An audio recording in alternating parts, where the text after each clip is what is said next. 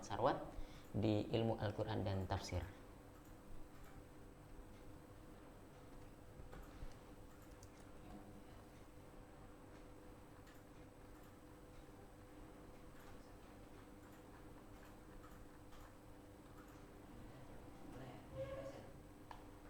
Yuk.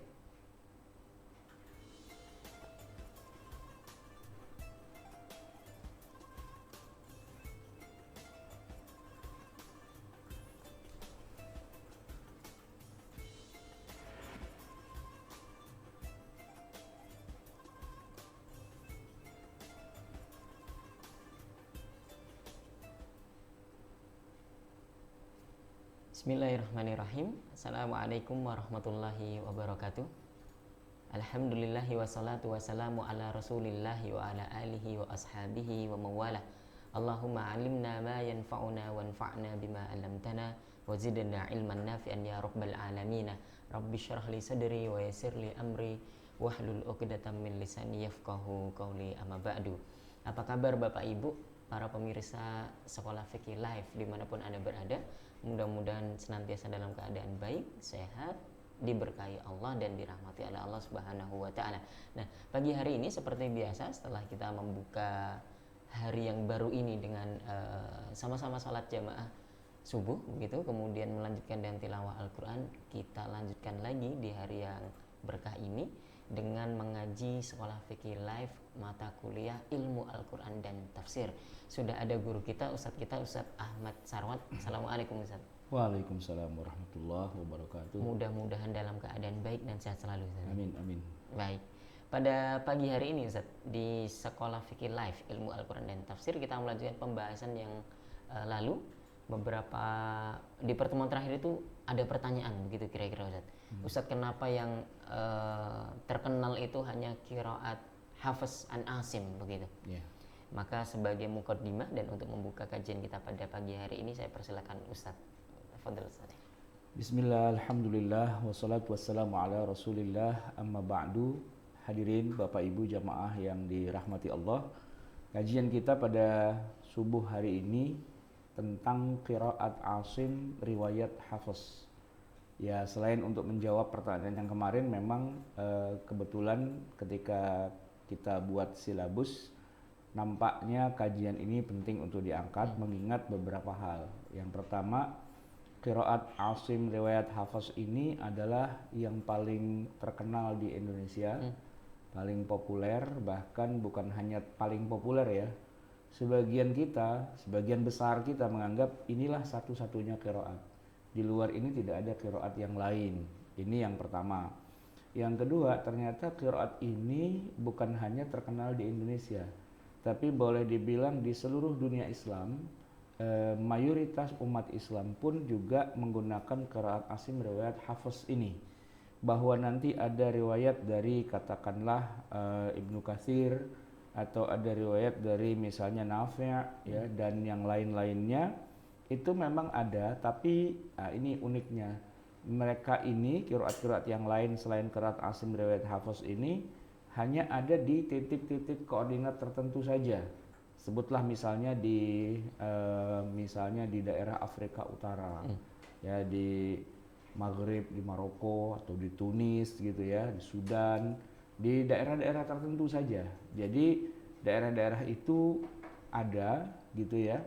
Nah, tapi sisanya ketika selain di wilayah itu, nah itu boleh dibilang hampir seluruh umat Islam itu membaca Al-Quran dengan qiraatnya Asim riwayat Hafiz. Nah, kita di sini nanti akan membahas siapa itu Hafiz ya, siapa itu Asim, dan kemudian apa sih perbedaannya dengan qiraat yang lain, dan kemudian juga kenapa ya lebih terkenal, lebih masyhur. Ada apa ini masalahnya? Apakah ada unsur politis ya, ataukah ada secara teknis gitu ya, dan sebagainya, insya Allah begitu.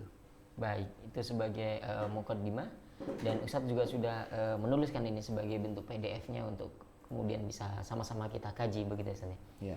Kita langsung masuk ke muqaddimahnya Ustadz nih. Iya. Ya, mukadimahnya yang barusan saya bacakan sih sebenarnya itu. Pada intinya itu, tetapi kita bisa juga baca-baca ini nanti Bapak Ibu pertanyaan-pertanyaan seperti tadi Ustaz ya. Ya. Kenapa hanya qiraat Asim dari periwayatan Hafs ini yang terkenal, kemudian apakah yang lain itu eksis atau ada tapi sedikit, atau memang kita yang tidak tahu sama sekali tentang riwayat-riwayat atau qiraat-qiraat yang lain itu Ustaz ya. Ya mungkin dibaca saja mukadimahnya satu dan silakan. Baik Ustaz. Bismillahirrahmanirrahim. Nabda bil qiraah. Para pemerhati ilmu Al-Quran tahu bahwa qiraat yang paling masyhur di negeri kita adalah qiraat Asim riwayat Hafs. Hampir semua muslim di Indonesia kalau membaca Al-Quran itu ya pasti menggunakan qiraat Asim yang diriwayatkan melalui Hafs. Dan sebenarnya bukan hanya kita bangsa Indonesia saja yang menggunakannya, namun para imam di Masjidil Haram di Mekkah maupun di Masjid Nabawi itu pun juga menggunakan riwayat yang sama dengan kita. Termasuk juga rekaman tilawah yang ada di MP3 ataupun di YouTube itu rata-rata menggunakan qiraat yang sama. Padahal ya Masjidil Haram tuh imamnya nggak cuma satu, nggak cuma Syekh Sudais, Betul. tapi ada Bandar Bilali, ada Al Juhani dan sebagainya. Tapi semua itu membaca dengan riwayat qiraat Asim riwayat Hafs. Tidak, saya belum pernah dengar gitu ada yang baca pakai qalun misalnya atau pakai yang kisai yang apa begitu, saya belum pernah dengar gitu ya. Mereka bacanya dengan Hafs gitu. Madinah, Mekkah, di mana-mana. Nah, yang saya dengar yang aneh itu ya kalau tadi dari Afrika, dari mana itu baru aneh. Kalau Mekkah, Madinah tuh seolah-olah itu kan pusat pusat ilmu agama lah gitu. Orang menganggapnya begitu, sehingga ya oleh kebanyakan orang dijadikan tolak ukur. Kalau nggak persis seperti Sudais ya bukan Quran gitu. Kesannya begitu. Baik. Pendeknya qiraat ini adalah qiraat yang mewakili hampir seluruh umat Islam di muka bumi ini. Hanya sedikit negeri yang qiraatnya tidak seperti ini. Saking populernya qiraat ini sampai-sampai kebanyakan kita menyangka bahwa bacaan Quran kita ini adalah satu-satunya bacaan yang turun dari langit. Sehingga begitu kita mendengar qiraat dari imam yang lain terasa begitu asing dan aneh di telinga gitu. Malahan sebagian kita ada yang nyaris menuduh bahwa qiraat lain itu merupakan bacaan yang keliru atau palsu. Iya, wajar kan, tak kenal maka menuduh. Tak kenal maka menuduh. Tentu hal ini perlu dijelaskan dulu masalahnya agar kita tidak terlanjur menyalahkan qiraat lain selain qiraat dari yang sudah kita kenal. Di sisi lain, mungkin kita juga penasaran kenapa kalau qiraat yang mutawatir itu terdiri dari 7 imam, bahkan kemudian ditetapkan 10 imam. Mengapa kita hari ini tuh justru hanya kenal satu saja? Mengapa yang kita kenal hanya qiraat Asim lewat periwayatan Hafs? Lalu yang lain itu kemana? Apakah ada eksis tapi sedikit, atau kita saja yang tidak tahu? Nah, insya Allah di kajian kita pada pagi hari ini akan menjawab seputar pertanyaan-pertanyaan yang muncul terkait tema ini, Ustaz ya. Baik. Ini di poin yang pertama, al-qiraat as-sab' dari Ibnu Mujahid hingga Ad-Dani. Ini nama yang tidak asing lagi di telinga kita karena kemarin kita sudah sering-sering mention ini, Ustaz. Yeah. Pada pembahasan sebelumnya sudah banyak kita ulas terkait dengan al-qiraat as-sab'. Al-qiraat as-sab'u, di mana Ibnu Mujahid yang wafat 324 Hijriah itu menuliskannya dalam kitab Sab'ah fil Qiraat. Kemudian diteruskan oleh Abu Amr Ad-Dani wafat 444 Hijriah dengan kitabnya Jami'ul Bayan fil Qiraatis Sab'. Ini dua penampakan kitabnya. Ya, ini kitab suci lah ya. Kitab suci bagi kitab ilmu sucinya para pembelajar qiraat ya. Yang sebelah kiri itu karya Ibnu Mujahid. Beliau 324. Sebelah kanan itu penjelasan atau syarahnya Jami' Al-Bayan fil Qira'at as-Sab' itu Abu Amr Ad-Dani 444. Ini siapapun yang belajar ilmu qiraat pasti kenal dengan dua kitab ini. Dan saya kira ini ada banyak ya di download gitu, bisa PDF-nya, bisa dibaca begitu ya. Tapi nggak bisa cuman hanya dibaca begitu kalau nggak belajar sama guru. Okay. Karena ini ada rincian-rincian yang mungkin perlu ada semacam penjelasan gitu lebih dalam ya. Nah, hasilnya kita mengenal ada 7 imam qiraat dengan masing-masing 2 perawi ya. Ini sekedar refresh aja ya kemarin. Imam Nafi' itu di Madinah ya, perawinya ada Qalun dan Warash. Kemudian ada Imam Ibnu Katsir ya di Mekah, perawinya Al-Bazzi dan Kumbul. Nah, yang nomor 3 itu Imam Asim. Di mana tuh? Di Kufah. Dua perawinya adalah Hafiz dan Syu'bah. Ini yang akan kita garis bawahi ya. Nah, nanti ada juga Imam Hamzah di Kufah juga. Dua perawinya adalah Khalaf dan Khalad. Kemudian Al-Kisai di Kufah juga. Kufah memang banyak qurra ya. Dua perawinya Abdul Harits dan Hafiz Ad-Duri. Kemudian Abu Amr di Basrah, Ad-Duri dan As-Susi ya, perawinya. Kemudian Ibnu Amir di Syam, dua perawinya adalah Hisham dan Ibnu Zakwan. Jadi dari ketujuh imam qiraat dan 14 perawi masing-masing itu, pada nomor 3 ada Asim dan perawinya Hafiz dan Syu'bah. Kita akan lebih mengeksplor lebih jauh keduanya. Baik. Ini menarik, ini penyebaran qiraat sab'ah di dunia hari ini. Nah, hari ini tuh petanya itu seperti apa begitu Ustaz? Ya. Pada saat ini qiraat yang masih hidup di tengah-tengah kaum muslim di seluruh dunia tinggal beberapa saja. Ya. Antara lain sebagai berikut. Yang pertama, bacaan Imam Nafi' melalui riwayat Qalun. Ya. Qiraat ini masih digunakan oleh masyarakat Libya dan Tunis pada umumnya. Ya. Sementara riwayat Warsh masih digunakan oleh masyarakat di Afrika Utara, yaitu Al-Maghrib Al-Arabi seperti Aljazair, Maroko dan Mauritania. Nah, masyarakat di Sudan masih menggunakan 4 riwayat. Ada Qalun, Warsh, Ad-Duri, Abu Amr dan Hafiz. Ya, Sudan 4 ya. Wah, luar biasa. Ini ya, kalau boleh saya sedikit komentari, di sini saya belum tulis. Imam Nafi' ini adanya di mana Ustaz Wildan? Tadi di Madinah. Madinah, ya kan? Tapi kenapa yang menggunakan riwayat dari Imam Nafi', entah itu dari jalur Qalun atau dari jalur Warsh itu, kenapa kok bukan di Madinah? Iya. Ini justru tersebarnya di Afrika Utara. Nah, kenapa? Padahal kan beliau tinggalnya di Madinah. Nah, begini, itu sama juga dengan kasus penyebaran mazhab Maliki. Ya, jadi Nafi' ini ada hidup bersamaan juga dengan Imam Malik rahimahullah, yang mana juga tinggalnya di Madinah. Nah, kalau bicara Madinah di zaman mereka berdua, memang orang Madinah itu mazhabnya berarti mazhab Maliki. Termasuk juga nanti Imam Syafi'i juga waktu itu belajar ke Madinah kepada Imam Malik ya, dan belajar mazhab Maliki juga. Cuma begitulah dinamika ya. Setelah itu kemudian Imam Malik itu ya kan punya banyak murid tuh ya. Nah, kalau Imam Syafi'i lah murid dari Mekah ya, aslinya dari Mekah beliau, karena kan Imam Syafi'i orang Quraisy.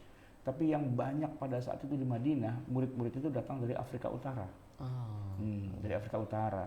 Kemudian sepeninggal Imam Malik ya, madrasahnya itu surut. Di Madinah itu sudah tidak ada lagi ulama gitu, dan murid-muridnya itu pada pulang ke negerinya masing-masing, yaitu ke Afrika Utara. Maka mereka membawa dua jalur. Satu membawa fikih mazhab Maliki, yang kedua membawa qiraat Nafi', yaitu Qalun dan Warsh. Makanya qiraat Qalun dan Warsh itu di Afrika Utara itu seiring sejalan juga dengan mazhab Maliki gitu. Nah, itu kalau kita lihat peta diasporanya seperti itu. Lah kemudian Madinah itu mazhabnya apa gitu kan? Kalau sekarang mazhabnya Hafiz ya, kalau secara qiraat itu Hafiz, dan kalau secara fikih ya orang-orang Madinah itu rata-rata bermazhab Hambali. Ya, yang mana Hambali di zamannya Imam Malik belum ada. Kemudian katakanlah di zamannya Imam Ahmad bin Hambal sendiri pun juga penyebarannya nggak sampai Madinah. Nah, itu perjalanannya panjang sampai abad ke-18 Masehi, baru kemudian negara Saudi Arabia berdiri kembali dengan mengendorse mazhab Hambali tersebut. Jadi ceritanya agak panjang itu sebenarnya gitu ya. Nah, tapi kita bisa tahu bahwa yang sekarang ini diasporanya adalah Imam Nafi' yang aslinya tinggal di Madinah, itu lewat jalur periwayatan murid-muridnya itu dibawa ke Afrika Utara, yaitu Aljazair, Maroko, Mauritania gitu ya. Kemudian juga ada yang di Sudan ya. Nah, itu ada qiraat dari jalur dua perawinya, Qalun dan Warsh gitu. Tapi di Sudan ada juga Hafiz. Nah, gitu. Jadi ya ada dinamika lah begitu. Oke, bacaan yang B. Yang B, bacaan riwayat Ad-Duri Abu Amr. Ya. Qiraat ini masih banyak digunakan oleh kaum muslimin di Somalia, Sudan, Nigeria, Chad, dan Afrika Tengah, negara-negara Afrika Tengah. Pada waktu-waktu yang lalu, riwayat Ad-Duri juga digunakan oleh orang Yaman. Hal itu terbukti bahwa tafsir Fathul Qadir, karya Asy-Syaukani ini, tulisan Al-Qur'annya mengikuti riwayat Ad-Duri. Nah itu kita nggak sadar. Padahal ini kitab tafsir kita pakai nih setiap hari selama 4 tahun kuliah di Lipia. Rujukan kita adalah Fathul Qadir karya Imam Asy-Syaukani, dan beliau memang orang Yaman.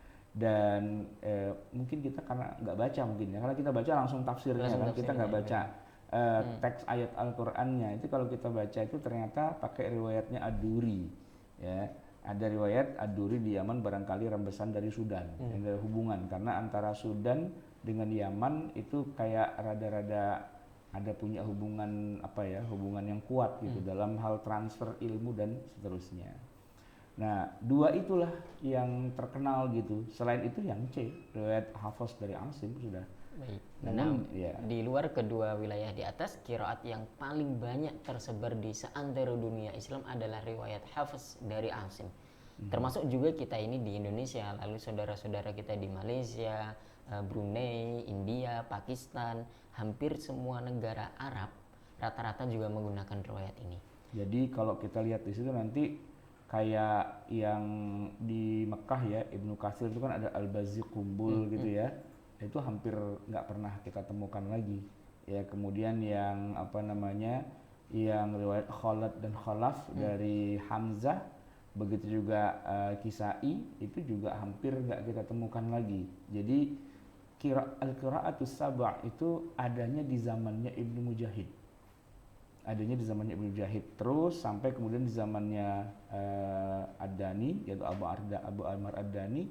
Tapi kalau untuk perkembangan hari ini itu adanya di kampus, adanya di pusat-pusat pengajaran ilmu qiraat ya, di kampus atau di majelis ilmunya lah begitu. Tapi kalau di masyarakat itu tidak ada gitu. Yang di masyarakat itu ya tinggal hafaz saja.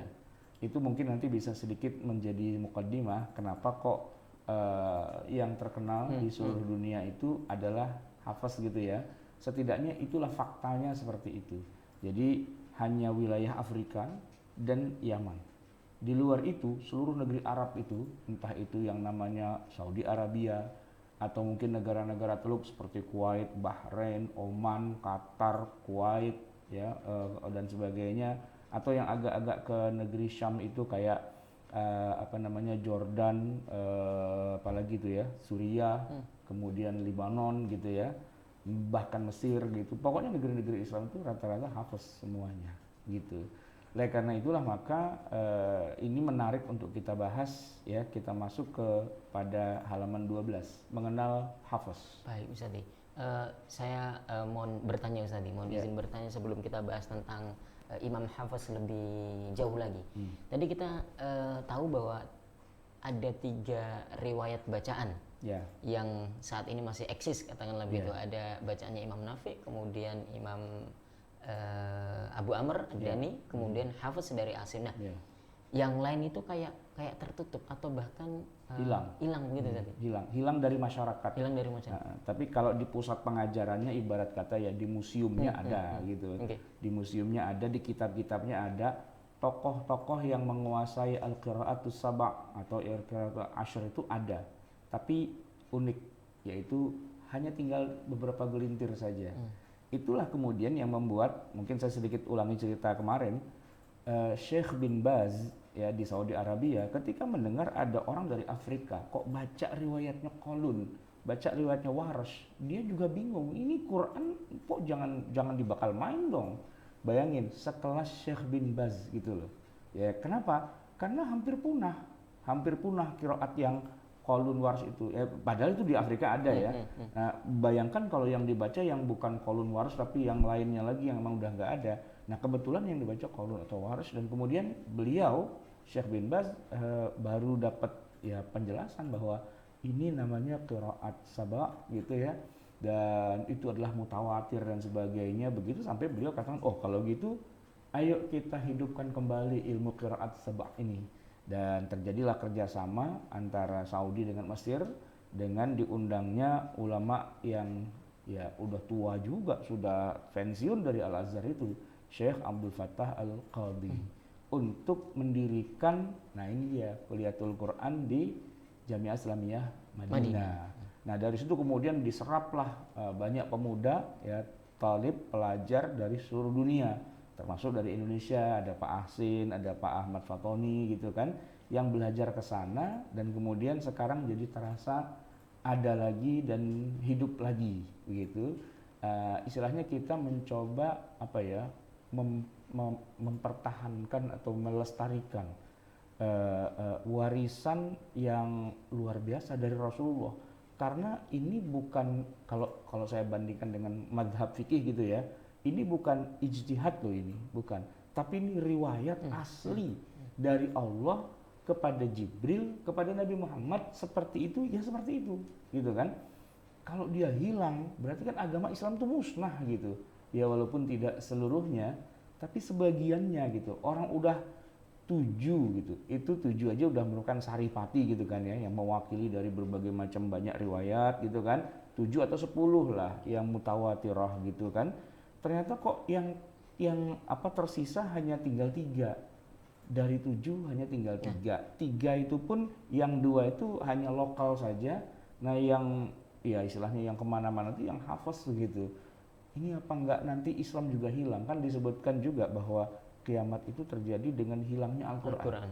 Ya, Quran itu ada yang tertulis dalam mushaf, ada yang dibacaannya orang. Nah, dari 7 atau dari 10 itu kalau tinggal 1, wah berarti ini udah hati-hati nih, berarti kiamat sudah dekat, gitu kan. Maka upaya untuk menghidupkan kembali Al-Quran itu dengan berbagai macam qiraatnya, dia menjadi sebuah upaya yang mulia, begitu. Nah, kita hari ini ya, saya bukan mau menghidupkan karena bukan ahlinya juga, tapi ikutlah ya, berperan serta. Ayo, ini ada warisan dari Nabi loh, warisan yang terakhir sebelum terjadi hari kiamat. Yuk kita minimal kita tuh jangan jadi benalu atau jadi yang menentang begitu ya. Justru kita, oh iya benar, ada qiraat ini, ada qiraat itu. Jangan kita malah jadi orang sok tahu dan kemudian menghalang-halangi adanya penyebaran qiraat itu. Yang ada justru harusnya kita mengapresiasi, menghargai, mengakui, mengendorse gitu. Sebagaimana ketika pemerintah Saudi Arabia juga bangun ya, Mamlakah Al-Arabiyah As-Saudiyah, kerajaan Saudi Arabia, dia tidak menggunakan mazhab yang sudah terkenal, tidak pakai Syafi'i, tidak pakai Hambali, juga tidak pakai Maliki, tapi mengendorse yang terbaru, yaitu Hambali gitu, yang mana perjalanan sejarahnya Hambali itu sampai dipertanyakan oleh banyak orang, ini ceritanya serius nggak sih mau bikin mazhab, atau Imam Ahmad bin Hambal itu cuma seorang muhaddis saja. Karena memang beliau tidak menulis kitab fikih. Imam Ahmad bin Hambal itu tidak punya kitab fikih. Beda dengan misalnya gurunya langsung Imam Asy-Syafi'i punya Al-Hujjah, punya Al-Um, begitu kan. Tapi kalau Imam Ahmad itu punyanya musnad, ya hadis-hadis yang juga satu dengan yang lain berantakan begitu kan. Baru nanti ada yang sedikit lebih nyambung ketika ada Al-Insaf gitu misalnya, atau yang ditulis oleh Ibnu Qudamah Al-Mughni misalnya, baru sedikit terumuskan gitu ya. Tapi setelah itu mazhab ini juga agak menghilang gitu kan, agak hilang. Nah baru di abad ke-18 atau 19 lah begitu, kerajaan Saudi Arabia menghidupkannya kembali. Nah itu kita bahagia, senang, bersyukur, berterima kasih kepada pemerintah Saudi Arabia. Walaupun kita nih orang Indonesia mazhabnya bukan itu, kita mazhabnya Syafi'i, tapi kita memberikan appreciate, menghargai, karena itu bagian juga dari khazanah kekayaan intelektual umat Islam. Nah ini apalagi qiraat, ini benar-benar yang turun dari langit loh, ini wahyu loh ini. Jadi kita harus mengabadikan juga walaupun bacaannya beda sama kita. Okay. Nah itu yang ingin saya gali lebih dalam lagi, Ustaz. Tidak adakah upaya untuk menyebarkan qiraat-qiraat yang lainnya itu? Kok sekarang itu hanya 3 saja yang tersebar begitu ya? Yeah. Ini apakah karena para ulama yang expert di bidang qiraat ini jumlahnya masih sedikit? Betul. Atau memang sudah didakwahkan, memang sudah diperkenalkan, tapi dalam tanda kutip mekanisme pasarnya itu memang tidak menerima gitu ya, entah karena yang lebih mudah itu adalah qiraat hafaz atau memang tidak terbiasa atau bagaimana? Iya, kalau secara umum ini bersamaan juga dengan runtuhnya pusat-pusat keilmuan Islam. Jadi dulu yang namanya Baghdad, yang namanya Basrah, kemudian Kufah, itu kan pusat peradaban Islam dalam arti ilmu-ilmu Islam diajarkan di sana. Tapi kita tahu sendiri kan, semua negara itu jatuh ke tangan imperialis, jatuh ke tangan para penjajah. Sehingga fungsinya dia sebagai pusat pengajaran ilmu agama itu udah nggak ada lagi. Saya masih ingat dulu orang-orang seperti beberapa kiai di Indonesia, beberapa ulama itu belajar agamanya itu pernah nih ya ke Irak gitu. Tapi tahu sendiri kan Irak perang gitu. Dan sampai hari ini saya nggak pernah dengar ada mahasiswa Indonesia belajar di Irak. Itu nggak ada. Kenapa? Perang begitu. Syria misalnya perang begitu. Libanon perang, kemarin baru ada bom gitu kan. Mana lagi? Libya perang juga gitu. Jadi negeri-negeri Islam itu adalah negeri-negeri yang sudah tidak lagi menjadi pusat keilmuan, tapi udah menjadi negeri yang dijajah dan terjadi perang yang nggak selesai-selesai. Hanya tersisa sedikit saja gitu. Yang tidak ada perang itu ya Saudi Arabia malah gitu, malah mengendorse. Baik, kita kuliah di Libya kan, berarti setiap bulan dapat berapa mukafaah? 200 real. 200 real itu kalau dirupiahkan berapa? Zaman saya sih masih sedikit, baru sekitar 400 ribuan lah. Kalau sekarang berapa? Iya, sekitar termasuk fluktuatif dolar juga ya, 600-700 ribu lah gitu. 700 ribu diberi, bukan mahasiswa bayar kepada kampus, tapi kampus membayar pada mahasiswa.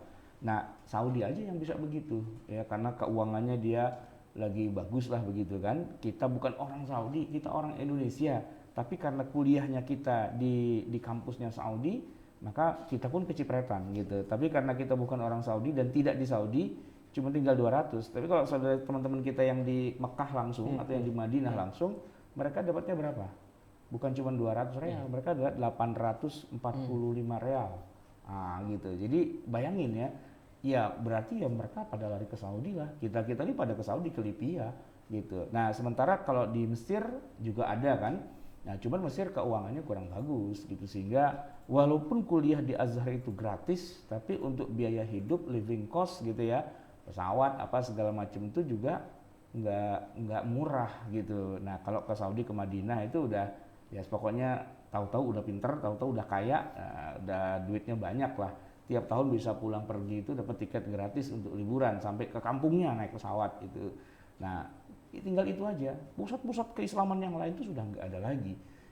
Saya udah nggak pernah dengar ada orang belajar ke Tunis gitu misalnya. Padahal universitas Islam tertua konon kabarnya adalah Az-Zaitun gitu kan. Lebih dulu Zaitun daripada Azhar gitu. Iya, oke, nggak. Tapi berapa sekarang yang pada belajar di Zaitun itu, ya kan? Apalagi Andalusia. Nah, ini kan Imam, kemarin kita bicara panjang lebar, Imam Asy-Syatibi. Dari mana? Dari Syatibah, ya kan? Di Andalusia. Tapi sekarang pernah nggak dengar ada anak-anak kita lulusan pesantren kuliah nerusin kemana? Ke Spanyol. Nggak ada. Spanyolnya udah bubar gitu. Ada sih Ustaz, mungkin ada tapi fakultas desain. Fashion show gitu ya. Iya. Nah kan udah nggak ada lagi. Maka seiring dengan surutnya atau dengan runtuhnya umat Islam dijajah oleh Barat dan sebagainya, pusat-pusat keilmuan juga sudah nggak ada lagi. Maka wajar salah satu yang kemudian hilang itu adalah ilmu qiraat gitu loh. Nah itu salah satu faktornya kenapa menjadi berkurang gitu ya.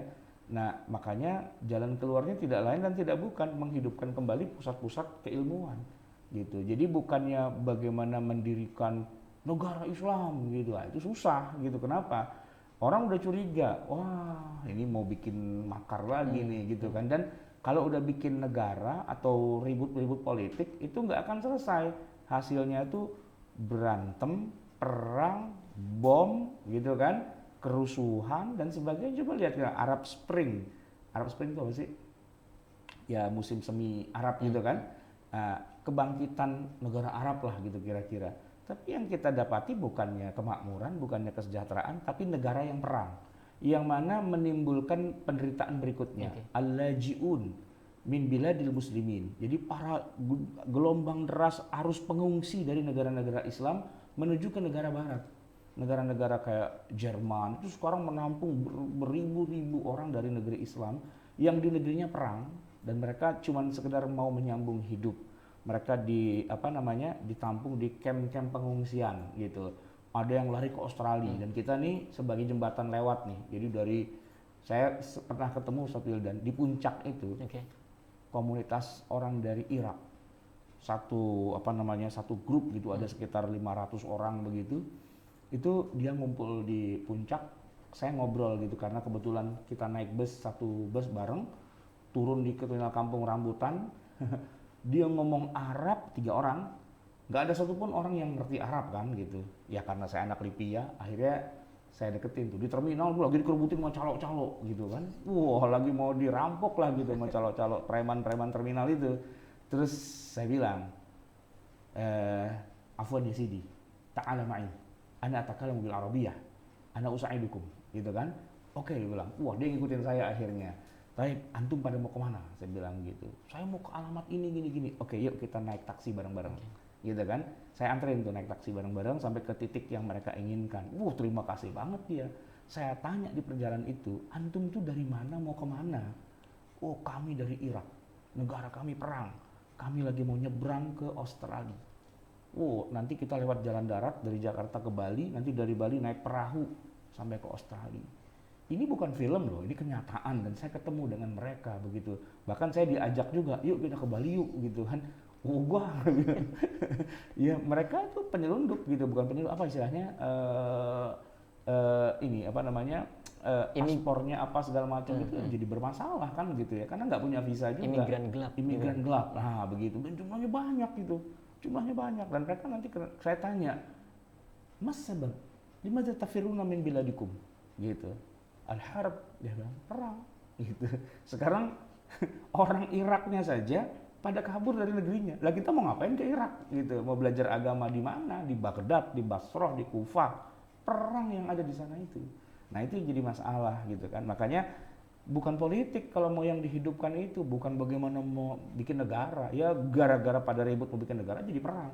Kalau mau bikin itu adalah apa? Kampus, jamiah, pusat-pusat keilmuan. Terserah negaranya mau kayak gimana.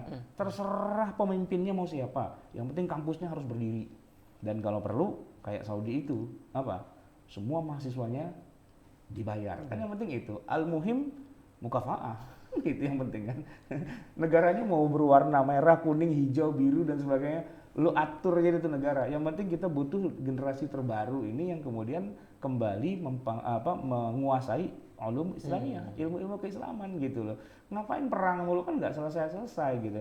Nah yang dilakukan oleh berbagai kelompok itu kan kemudian mereka mau merekrut orang untuk dijadikan pasukan, milisi, pemberontak, apa segala macam, nggak ada manfaatnya begitu. Pada akhirnya cuma perang lagi dan korbannya adalah al-lajiun, ya, para pengungsi, gelombang deras pengungsi dari negeri-negeri Arab dan negeri Islam itulah yang kemudian akhirnya menjadi beban penderitaan kita juga. Kenapa nggak bikin kampus gitu? Makanya kita bikin sekolah fikih. Nah, gitu. Bukan sekolah perang, ya, sekolah fikih. Ya, bila orang belajar ilmu agama gitu ya. Oke. Baik Ustaz, itu salah satu faktornya begitu ya. Jadi tidak bisa dipungkiri bahwa kita ini masih kekurangan dalam sumber-sumber keilmuan begitu Ustaz. Pusat-pusat keilmuan. Baik. Kita balik lagi ke tema besar kita Ustaz. Kita di poin yang berikutnya mengenal Imam Hafs. Ya. Ini sosok Imam Hafs, nama lengkapnya adalah Hafs bin Sulaiman bin Al-Mughirah Abu Umar bin Abi Dawud Al-Asadi Al-Kufi Al-Ghadiri Al-Bazzaz gitu ya. Beliau lahir tahun 90 Hijriah. Pada masa mudanya beliau belajar langsung kepada Imam Asim bin Abi An-Najd yang juga jadi bapak tirinya sendiri. Jadi itu bapak dan anak ternyata, bapak tiri ya. Nah, bayangkan beliau lahir tahun 90 Ustaz Wildan. Itu berbarengan dengan siapa? Berbarengan dengan Imam Malik. Imam Malik itu 93. Ya, kalau Imam Abu Hanifah 80. Imam Syafi'i itu belum lahir malah. Hafiz lahir, Asy-Syafi'i malah belum lahir. Karena Imam Syafi'i lahir tahun berapa? 150 Hijriah. Nah, lebih dulu gitu ya. Jadi ya di tengah-tengah berarti dia. Abu Hanifah lahir 80, 93 lahir Malik, ya kan? Nah 90 itu ya 3 tahun sebelumnya lahirlah Hafiz ini, gitu. Oke. Baik. Hafiz tidak cukup menghatamkan Al-Quran satu kali, tapi menghatamkannya beberapa kali. Maka Hafiz sangat mahir dengan qiraat Asim. Sangatlah beralasan jika Yahya bin Ma'in mengatakan riwayat yang sahih dari Imam Asim adalah riwayatnya Hafiz. Ini Abu Hashim Ar-Rifai juga mengatakan bahwa Hafiz adalah orang yang paling mengetahui bacaan qiraatnya Imam Asim. Imam Zahabi memberikan penilaian serupa dalam penguasaan materi qiraat. Hafiz adalah seorang thiqah, terpercaya dan juga thabat, mantap begitu, kokoh begitu. Ya. Sebenarnya Imam Asim juga mempunyai murid-murid kenamaan lainnya, di antaranya mereka yang akhirnya menjadi perawi yang masyhur adalah Syu'bah, yaitu Abu Bakar bin Al-Ayyash. Hanya saja para ulama lebih banyak mengunggulkan Hafiz daripada Syu'bah. Imam Ibnul Jazari dalam kitabnya Ghayatun Nihaya fi Tabaqatil Qurra tidak menyebutkan guru-guru Hafiz kecuali Imam Asim saja. Ya. Sementara murid-murid beliau tidak terhitung banyaknya karena beliau mengajarkan Al-Quran dalam rentang waktu yang cukup lama. Begitu. Yeah.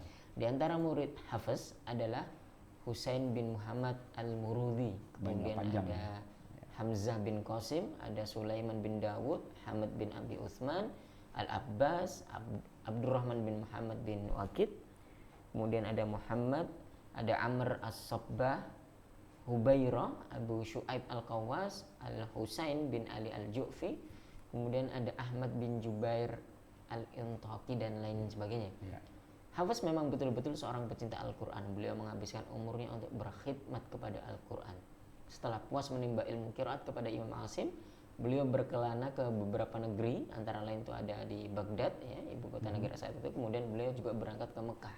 Nah ini dia, besar sekali nanti pengaruhnya penyebaran qiraatnya Hafiz ini, karena beliau tidak tinggal hanya di satu kota. Okay. Ya kayak Imam Asy-Syafi'i juga, beliau tinggal di Baghdad, kemudian tinggal di Mesir. Di dua pusat peradaban ilmu. Nah, maka muridnya jadi banyak. Begitu juga Hafiz ini, selain beliau orang mana aslinya? Kufah, gitu ya. Nah di Kufah itu beliau sudah belajar banyak, punya murid juga, kemudian beliau pindah ke Baghdad. Nah, itu kan ibu kota. Kemudian pindah ke Mekah. Itu juga jadi orang destinasi orang gitu. Semua, iya. Berarti emang kalau mau ngetop tuh berkelana, begitu, berkelana kemana-mana. Ya di kedua tempat itu di Irak dan di Jazirah Arabia gitu ya, beliau mendambakan ilmunya. Beliau mengajarkan ilmu qiraat khususnya riwayat Asim kepada penduduk kedua negeri tersebut. Bisa dibayangkan berapa banyaknya murid di kedua tempat itu ya yang menimba ilmu dari beliau. Jika riwayat Hafiz kemudian melebar ke seantero negeri, hal tersebut tidaklah mengherankan mengingat kedua negeri itu adalah pusat keislaman saat itu. Ini sekarang kita bicara tentang riwayat Hafiz dan juga riwayat Syu'bah. Ini dua-duanya dari Asim nih. Apa sih hubungan antara keduanya? Apakah baik-baik saja hubungannya? Apa bagaimana? Baik. Tidak mengherankan jika riwayat Hafiz ini paling masyhur di dunia, sebab ia mengajar masyarakat sangat lama, begitu. Ya. Timbul pertanyaan nih, kenapa riwayat Imam Syu'bah tidak semasyhur riwayat Imam Hafiz? Padahal sama-sama lama mengajar dan sama-sama murid dari Imam Asim. Jawabannya tentu bisa beda-beda, namun salah satu yang sering disebut-sebut bahwa Syu'bah ini berhenti mengajarkan Al-Quran menjelang wafatnya selama 7 tahun. Dan kemudian disibukkan oleh ilmu hadis. Maka dengan demikian beliau mendapatkan gelar pembesar sunnah. Ganti profesi. Ganti profesi. Ganti spesialisasi. Nah, dalam hal yang lain, sejarah tidak mencatat bahwa Imam Syu'bah mengajarkan bacaannya di dua negeri yang berbeda. Ya, hanya di situ-situ saja. Dan secara transmisi sanad, bacaan yang diriwayatkan oleh Imam Hafiz ini bermuara kepada Sayyidina Ali bin Abi Thalib. Jadi gini, dari kan Hafiz ya, meriwayatkan dari gurunya siapa? Asim. Asim ini sanadnya tuh ke Ali bin Abi Thalib ya. Sedangkan transmisi sanad yang diriwayatkan oleh Imam Syu'bah bermuaranya kepada Abdullah bin Mas'ud, sama-sama dari Asim. Nah, jadi gini, ini dua jalur nih ya, Hafiz, Syu'bah ngaji kepada satu orang. Tapi ini kan ngaji riwayat. Nah, Asim itu juga ngaji kepada beberapa jalur. Ada yang dia ngaji kepada jalurnya Ali, ada yang dia ngaji kepada jalurnya Abdullah bin Mas'ud. Dua-duanya itu pernah tinggal di Kufah. Abdullah bin Mas'ud tinggal di Kufah. Ali juga tinggal di Kufah juga. Karena waktu Ali bin Abi Thalib itu menjadi khalifah, itu beliau membawa pindah ibu kota dari Madinah ke Kufah dengan membawa 1.500 sahabat. Jadi peradaban Islam itu pindah ke Kufah. Nah, di Kufah itu ya itulah ada Asim. Ya, Asim kan dekat sekali ya, beliau ketemu gitu ya langsung dengan jalur yang paling dekat yaitu dari sahabat. Kemudian Asim kalau ngajar kepada si Hafiz ini yang dari Ali gitu. Nah, kalau ngajar kepada Syu'bah yang dari Abdullah bin Mas'ud gitu. Walaupun dari satu orang, tapi ya beliau tidak mencampur ya, tidak mixing. Nah, kan kalau orang sekarang tuh begitu. Saya sudah mempelajari 4 mazhab, lalu saya campur-campur, lalu saya bikin sendiri, mullah kebab gitu, lalu saya ajarkan ke orang yang sudah tidak ada lagi originalitasnya. Nah, kalau Asim ini mantap gitu. Kalau emang riwayatnya dari Ali, jangan dicampur-campur dengan yang lain. Kalau riwayatnya dari Ibnu Mas'ud, jangan dicampur-campur yang lain. Kecuali muridnya mau belajar dua-duanya, silahkan. Tapi ketika ngaji, misalnya gini ya, antum nih Asim, saya ini Hafiz. Saya datang kepada antum, Ustadz Asim, saya mau belajar qiraat dong. Antum kan punya qiraat banyak. Antum bertanya, mau riwayat yang mana? Mau yang Ali apa mau yang Ibnu Mas'ud gitu. Dua-duanya ya nggak bisa, ya satu-satu kan gitu ya. Ya udah Ali deh, Ali. Oke, Ali. Saya belajar yang riwayat Ali dari antum. Nah, saya punya teman Ustadz Solihin, dia mau ngaji juga sama antum. Ditanya kan, mau yang riwayat Ali apa mau riwayat Ibnu Mas'ud? Ibnu Mas'ud deh gitu. Ya udah, ketika antum ngajar Ustadz Solihin itu dengan riwayat Ibnu Mas'ud, dengan saya kan riwayatnya Ali, begitu kan? Jadi kenapa kok dua-duanya beda? Kan gurunya satu. Ya karena yang riwayat yang diajarkan dua riwayat yang berbeda gitu. Jadi Imam Hafiz menceritakan tentang komunikasinya dengan Imam Asim. Dia bertanya pada gurunya, silakan baca. Kenapa bacaan Syu'bah itu berbeda dengan bacaan saya, wahai guru? Yang nanya siapa? Hafiz. Ini Hafiz. Ya. Kemudian Imam Asim menjawab, bacaan yang kamu pelajari itu seperti yang saya pelajari dari Abdurrahman As-Sulami yang transmisi sanadnya itu sampai pada Sayyidina Ali. Sedangkan saya ini mengajarkan kepada Syu'bah sebagaimana yang saya pelajari dari Zir bin Hubaish dari Abdullah bin Mas'ud. Ya. Jadi tahu ya alurnya ya. Berarti gini, Ali dan Ibnu Mas'ud ini dua-duanya adalah sahabat. Lalu keduanya masing-masing punya punya murid. Yang pertama Ali bin Abi Thalib itu punya murid namanya Abdurrahman As-Sulami. Nah, Abdurrahman As-Sulami inilah yang kemudian mengajar kepada Asim. Kemudian Abdullah bin Mas'ud juga punya murid. Siapa muridnya? Zir bin Hubaish. Zir bin Hubaish. Ini juga kemudian Zir mengajar kepada si Asim. Jadi Asim ini keren, dia punya dua jalur. Cuma Asim tuh bukan tabi'in ya, bukan langsung ketemu dengan Ali, tidak langsung ketemu dengan Ibnu Mas'ud. Nah, yang tabi'in itu gurunya dia itu, yang pertama Abdurrahman As-Sulami, yang kedua Zir bin Hubaish itu tabi'innya. Nah, berarti Asimnya tabi'ut tabi'in gitu. Nah, Asimnya kemudian punya murid dua lagi. Sebenarnya bukan cuma dua ya, muridnya banyak gitu, tapi yang disebut-sebut oleh Abu Amr Ad-Dani itu kan perawinya dua. Nah, itu adalah Hafiz dan Syu'bah. Nah, kata Imam Mujahid, perbedaan antara bacaan Hafiz dan Syu'bah sekitar 520 bacaan perbedaannya. Ya pada dasarnya semua Quran, ya kan, cuman kan ada perbedaannya. Nah, kalau jalurnya Ali dengan jalurnya Ibnu Mas'ud itu perbedaannya ada 520. Karena sumbernya sama. Sumbernya ya dari Ali dan dari Ibnu Mas'ud radhiyallahu an. Oke. Baik, kita lanjutkan soal penghargaan para ulama ini kepada Imam Hafiz. Ada banyak pujian yang disampaikan oleh ulama kepada Imam Hafiz atas dedikasinya terhadap Al-Quran dan qiraat. Imam Yahya bin Ma'in berkata, riwayat yang sahih dari Imam Asim adalah perawinya Imam Hafiz bin Sulaiman. Ya. Namun pujian ini bukan berarti menafikan riwayat Imam Syu'bah, tapi hanya sebagai bentuk apresiasi kepada Imam Hafiz atas dedikasinya. Imam Hafiz menyatakan bahwa riwayat bacaannya tidak ada yang menyalahi qiraat Imam Asim kecuali pada satu kata, yaitu pada surat Ar-Rum ayat 54. Dia dengan dha'fa dengan dha'f gitu aja ya. Ada alifnya, bedanya cuma di situ aja. Pada kata itu Imam Hafiz membaca dengan dhammah pada huruf dotnya, sedangkan Imam Asim membaca dengan fathah. Artinya Imam Hafiz dalam hal ini memiliki dua bacaan, yaitu dhammah dan fathah. Dalam masalah ini Imam Hafiz mengikuti kebanyakan ulama qiraat yang lebih memilih membaca dhammah dan tidak meninggalkan bacaan gurunya. Sehingga Imam Syatibi menyampaikan tentang masalah ini dengan dua pendapat, yaitu bisa dibaca dhammah dan fathah. Oke. Nah, sekarang kita kenalan sedikit dengan Syu'bah. Dengan Syu'bah Temannya Asim ini gitu ya. Nama lengkapnya adalah Syu'bah bin Ayyash bin Salim Al-Hannat An-Nasyari Al-Kufi. Kufah ya. Nama panggilannya atau kunyahnya adalah Abu Bakar. Beliau lahir tahun 95 Hijriah. Bergelar hujjah dan termasuk pembesar ahli sunnah. Nah, jadi beliau ini pakar qiraat tapi pakar juga hadis gitu ya. Bergelar hujjah ahli sunnah layak disematkan kepadanya karena keteguhannya dalam upaya mempertahankan ideologi ahli sunnah. Beliau berkata, barang siapa yang menganggap Al-Quran itu sebagai makhluk, maka bagi kami dia adalah kafir zindik, dia adalah musuh Allah. Kita tidak boleh berinteraksi dengannya dan bicara dengannya. Nah, perjalanan intelektual Imam Syu'bah ini diawali dengan menghafal Al-Quran, belajar dan menyimaknya atau tasnik pada guru di kampung halamannya. Kemudian dilanjutkan pengembaraan intelektualnya dengan belajar kepada satu guru ke guru yang lain, layaknya seorang penuntut ilmu lah ya. Namun dalam bidang Al-Quran dan qiraatnya ia belajar kepada Asim satu ya, yang kedua kepada Atha, yang ketiga kepada Salim Al-Munkiri. Nah, kepada Imam Asim beliau bermulazamah lama sehingga ia dapat menghatamkan Al-Quran lebih dari 1 kali. Dari Asim inilah beliau kemudian menjadi perawi sekaligus murid yang banyak mengisahkan dan meriwayatkan kisah kehidupan sang guru. Dalam pengabdian ilmunya, Allah menganugerahinya umur yang panjang kepadanya sehingga memberi peluang kepadanya menabung pundi-pundi amal baik dan pengabdian yang lurus. Namun di akhir sisa hidupnya beliau memutuskan untuk tidak lagi mengajar Al-Quran selama 7 tahun itu. Jadi sebelum wafat beliau sudah pensiun dan pensiunnya pensiun beneran.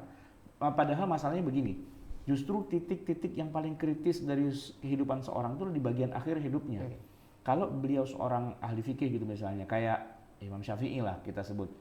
Imam Syafi'i itu yang kita pakai mazhabnya hari ini itu kebanyakanlah kaul jadid, bukan kaul qadim. Perjalanannya Imam Syafi'i dari kecil mengembara ke Mekah, ke Madinah, ke Kufah, bahkan pernah juga ke Yaman, sampai akhirnya di tahun 200 itu beliau ke Mesir, menghabiskan sisa hidupnya yang 4 tahun di Mesir itu terakhir, justru itulah yang paling berpengaruh. 4 tahun terakhir beliau hidup di Mesir, punya murid Al-Muzani, Al-Buwaiti gitu kan, orang-orang yang, nah itulah yang kemudian kita kenal sebagai mazhab Syafi'i hari ini. Antum bisa bayangkan, kalau di 4 tahun terakhir itu Imam Syafi'i berhenti kagak mau ngajar.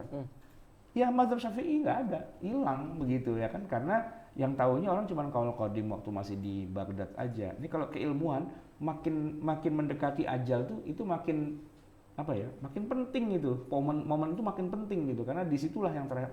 Karena begitu juga kalau kita menyebut nama seorang imam, kita mengidentifikasi itu dengan angka tahun kematian, bukan dengan angka tahun kelahiran. Karena kalau baru lahir itu belum jadi apa-apa. Tapi kalau di angka tahun kematiannya, disitulah puncak debutnya dia menjadi seorang ulama, gitu kan? Di angka tahun itu. Maka Imam Syafi'i kita selalu sebut dengan Imam Syafi'i 204, gitu kan? Imam Nawawi 676, gitu. Imam Ibnu Qudamah 620. Nah, di masa-masa itulah yang dia paling utama. Nah, ini masalahnya Syu'bah. Di masa akhir hidupnya itu 7 tahun dia berhenti, kagak mau ngajar lagi ilmu qiraat. Kenapa? Ngambek? Bukan, karena beliau lari pindah channel ke ilmu hadis, mengajarkan ilmu-ilmu hadis begitu kan. Jadi seperti berhenti gitu debut perjalanan karirnya dalam bidang ilmu qiraat. Makanya yang moncer kemana-mana tuh akhirnya adalah Hafiz, bukan Syu'bah.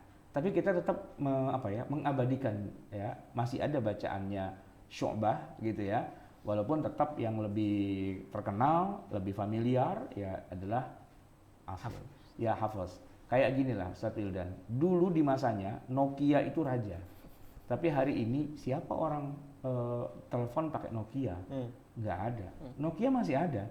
Terakhir saya beli Nokia itu harganya 350.000. Itu handphone yang kayak jadul tapi baru. Iya. Bukan smartphone gitu. Murah, kecil cuman kecil sekali itu. Kalau ngirim SMS itu masih harus 3 kali, ABC, DEE, FGH gitu kan kayak gitu, nggak touchscreen dan semuanya. 350.000 rupiah. Itu saya butuh buat sekedar bisa nelpon aja begitu kan. Nah, padahal di tahun-tahun masa kejayaannya Nokia itu adalah Handphone adalah Nokia. Hari ini Nokia tinggal sejarah gitu. Ya kira-kira kayak gitu. Jadi Syu'bah itu di masanya iya, tapi di bagian akhir hidupnya dia malah bukan pindah agama ya, pindah konsentrasi dan bidang. Jadi dia berkurang. Nah sementara Hafiz ya itu moncer sampai akhir hayatnya. Maka orang kenal Hafiz gitu. Baik. Ini kita masuk ke poin yang berikutnya, ciri qiraat Hafiz ini. Apa yang membedakan qiraatnya Hafiz dengan qiraat yang lainnya? Jika dilihat dari segi materi ilmiah, maka riwayat Hafiz adalah riwayat yang relatif mudah dibaca bagi orang yang non-Arab sekalipun, mengingat beberapa hal nih. Satu, tidak banyak imalah. Riwayat Hafiz cirinya tidak banyak bacaan imalah kecuali pada kata majreha pada surat Hud. Jadi kalau kita baca surat Hud ayat 41 ya, kita orang Indonesia nih ya berqiraatnya Hafiz itu cuma itulah ayat satu-satunya yang kita tuh membacanya imalah. Wa qala rkabu fiha bismillahi majriha wa mursaha inna rabbi laghafurur rahim. Kita tidak membaca majroha walaupun tulisannya majroha. Oleh guru kita itu diajarin bacanya jangan majre. Kenapa? Kan majro itu kan mim fathah, jim sukun, ro fathah, ro kan gitu kan, majroha. Iya tulisannya, tapi bacanya bukan, bacanya majreha, gitu kan? Ya sudah, siapapun orang yang pernah belajar baca tajwid gitu ya, atau tahsin Al-Quran, kalau udah ketemu surat Hud ayat 41 pasti bacanya majreha. Satu-satunya imalah di dalam riwayat Hafiz gitu. Hal ini berbeda dengan bacaan Syu'bah, Hamzah, Kisai, Abu Amr, Warsh yang banyak membaca imalah. Semua Musa jadi Muse. Ya, wa id ataina Muse gitu kan. Ise gitu. Itu pada begitu semua. Nah, ini jadi aneh kalau buat kita dan ingatnya susah gitu kan. Sirete gitu, siroto, sirete, ya gitu. Jadi susah gitu ya. Nah ini ciri-cirinya di dalam qiraat Hafiz itu tidak ada imalah kecuali satu-satunya dalam surat Hud ayat 41. Sementara dalam qiraat yang lain itu boros imalah. Wadduha wallaili idza saji ma wadda'aka rabbuka wa ma qali gitu. Nah itu dulu saya waktu masih kecil kalau dengar Muammar ZA begitu ya kita bilang, wih Betawi ke bawah-bawah nih logat Betawinya gitu. Padahal bukan logat Betawi, itu qiraat gitu yang sahih mutawatir ya lewat jalur-jalur para ulama ahli qiraat sampai kepada sahabat sampai kepada Rasulullah SAW. Baik. Itu yang pertama, tidak banyak bacaan imalah, bahkan hanya satu saja begitu. Yang kedua, ciri khasnya adalah tidak ada bacaan silah mim jamak. Riwayat Hafiz tidak ada bacaan ini sebagaimana apa yang kita lihat pada bacaan Qalun dan Warsh. Bacaan silah membutuhkan kecermatan bagi pembaca, mengingat bacaan ini tidak ada tanda tertulisnya. Contohnya dalam ayat alaikum wa anfusakum. Bukan wa, itu nggak pakai wa. Jadi begini bacanya. Kalau kita kan bacanya alaikum anfusakum gitu kan. Nah kalau ini kan Hafiz ya kan, tapi kalau Warsh itu silah mim jamak itu dibaca 6 harokat. Alaikumu anfusakum. Wah, alaikumu. Itu ada istilahnya silah mimul jamak dan madnya itu sampai 6 harokat gitu ya. Jadi di kita mimnya sukun Ustaz ya? Iya, sukun, iya. Anfusakum. Iya, tapi karena setelah itu ada alif ya kan, dan itu menjadi mad wajib munfasil gitu ya, maka dibacanya ya harus mimnya jadi bunyi gitu, jadi mad. Alaikumu anfusakum. Itu susah itu. Paling enggak aneh gitu, alaikumu ya kan. Orang saya aja dulu waktu mau ujian, saya kan belajar di rumah nih karena ujian lisan gitu. Suratal ladzina an'amta 'alaihim ya kan, ghairil maghdubi 'alaihim waladdallin. Nah itu wah repot ini baca alaihimu. Bahkan ada yang baca alaihum. Bukan alaihim tapi alaihum. Kata anak saya alaihum gambreng gitu. Ya, Memang susah aneh, nih, iya, aneh iya. dan tidak biasa Butuh gitu. kecermatan Ustaz Butuh ya belajar kecermatan, qiraat ini. Saya iya. sendiri belum pernah belajar qiraat. Oke. Nah, Yang ketiga nih, iya yang ketiga. soal mad muttasil dan munfasil. Iya. Dalam membaca mad muttasil dan munfasil, bacaan riwayat Hafiz terutama Tariq Syatibiyah tidak terlalu panjang sebagaimana bacaan Warsh dan Hamzah yang membutuhkan nafas yang panjang hingga 6 harokat. Iya.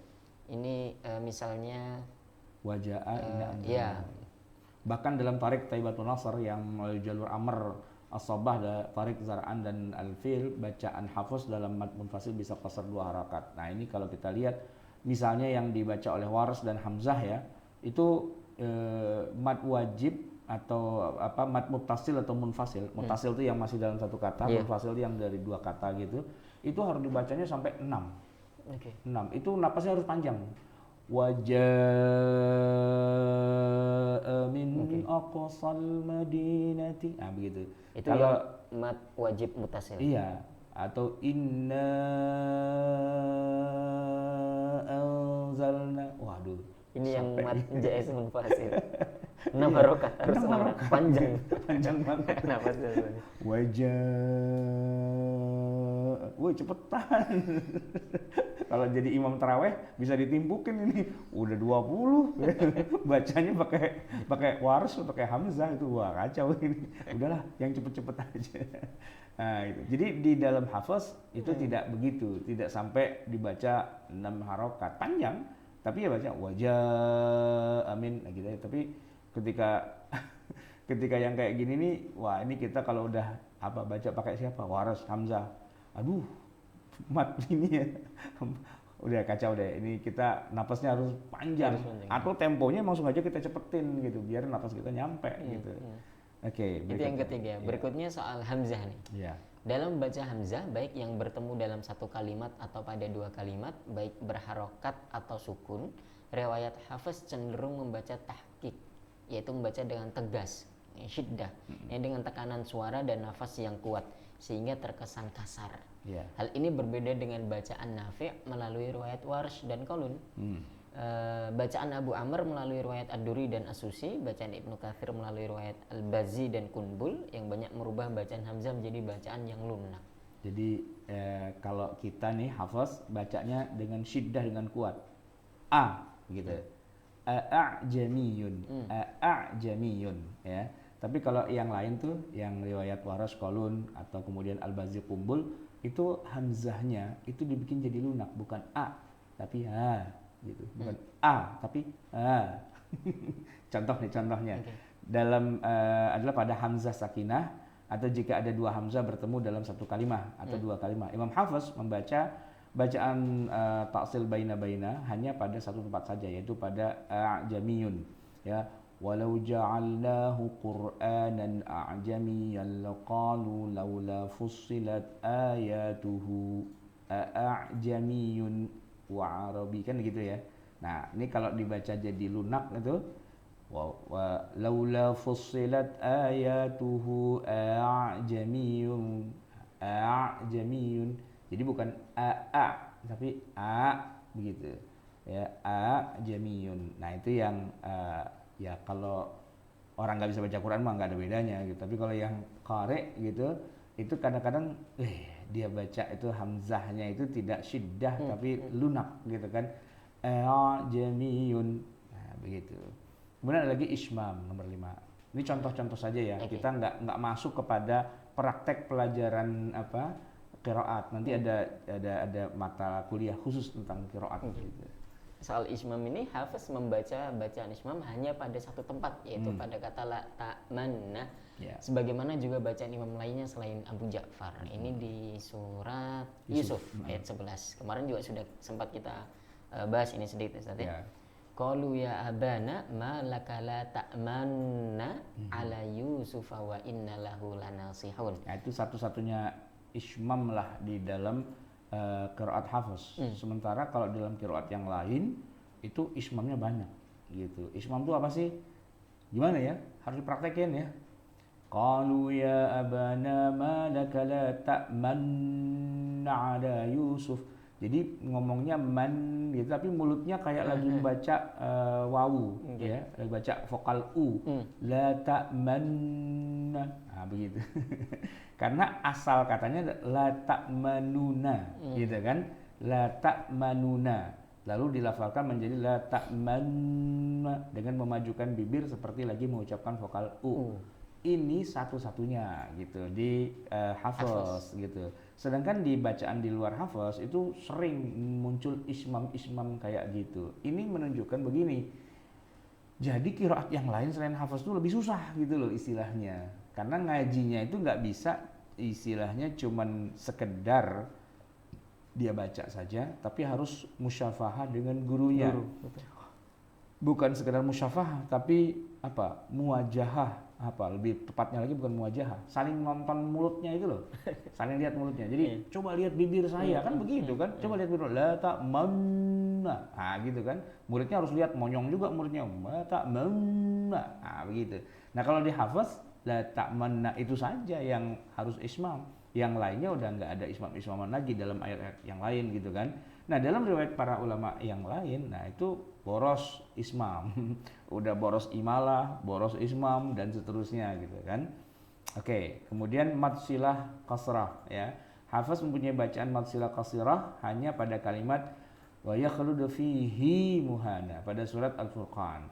Nah ini berbeda dengan bacaan Ibnu Katsir yang banyak silah hak kinayah ya. Jadi fihi kan tulisannya kan wa yakhludu fihi muhana kan begitu, tapi dibacanya wa yakhludu fihi muhana. Nah, di kita di hafaz itu yang hi-nya itu dipanjangin itu ya jarang-jarang, ya cuman pada kalimat itu saja, pada titik itu. Tapi nanti yang lain tuh enggak, sering kali misalnya la raiba fihi hudan lil muttaqin, kalau kita baca la raiba fihi hudan lil muttaqin kan gitu ya. Dzalikal kitabu la raiba fihi hudan lil muttaqin, kita bacanya begitu. Tapi nanti kalau pakai baca yang riwayat yang Ibnu Katsir dan sebagainya, la raiba fihi hudan lil muttaqin, itu kalau saya baca kayak gitu depan guru saya dijitak tuh, woi hi-nya jangan panjang-panjang. Nah kalau muridnya pinter, ini Ibnu Katsir gitu, lu ngaji sama siapa? Nah gitu, jadi tergantung riwayatnya, riwayat siapa begitu ya. Baik, kita pindah ke yang berikutnya. Kita pindah ke poin berikutnya tentang mengapa riwayat hafaz lebih terkenal. Tadi sudah sedikit-sedikit dibahas, nah sekarang kita kumpulkan poinnya. Bagaimana riwayat hafaz akhirnya itu tersebar luas sehingga menjadi mayoritas di dunia Islam. Ada banyak analisa dan bisa saja satu dengan yang lainnya saling menguatkan. Pertama ini soal pengaruh Turki Utsmani. Sebagian kalangan mengatakan bahwa pemerintahan Turki Utsmani yang sekitar tahun 922 Hijriah itu mempunyai peranan signifikan dalam hal ini, bahkan melalui kekuatan politik kekuasaan. Pada saat pemerintahan Turki Utsmani mencetak mushaf, mereka memilih bacaan riwayat hafaz. Lalu mereka mengembangkan bacaan riwayat ini ke seluruh antero negeri. Namun pendapat ini dibantah oleh Ghanim Qadduri Al-Hamad. Dia mengatakan bahwa riwayat hafaz telah menyebar di beberapa tempat. Kemudian Ghanim menyebutkan perkataan Abu Hayyan dalam tafsirnya Al-Bahrul Muhit tentang riwayat Warsh dan Asim. Jadi yang pertama begini dulu ya.